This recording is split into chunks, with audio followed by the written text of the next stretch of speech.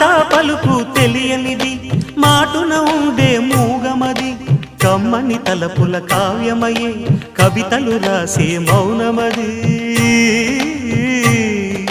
రాగల రోజుల ఊహలకి స్వాగతమిచ్చే రాగమది శృతిలయలరగని ఊపిరికి